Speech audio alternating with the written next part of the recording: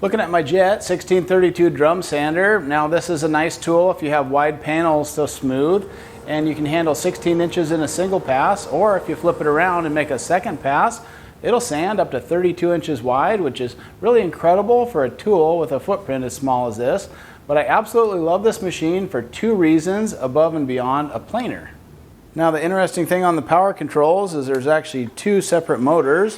One controls a conveyor, so that determines how fast your workpiece is fed through the machine, and the other one turns on the drum sander. So the 1632 is equipped with a Smart Sand feature. If you set your feed rate a little bit too fast compared to your depth of cut, this red light will come on and it'll automatically slow the feed rate so you won't get any burning on your workpiece.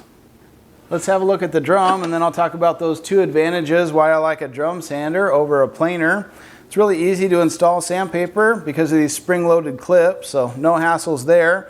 And there's commonly available paper. You can get it either pre-cut or you can cut your own to fit. But the two reasons I absolutely like to have a drum sander in addition to a planer is you don't get tear out with a drum sander and you don't get snipe. And those are big improvements over an industrial planer in my shop. Remember to take small bites when you're using a drum sander. So if you're getting tear out or snipe from your planer, it may just be time to add a drum sander to your arsenal, and if the 1632 is in the running for you, I think you'll really be happy with it. I know it's been a great addition to my shop, and I would highly recommend it.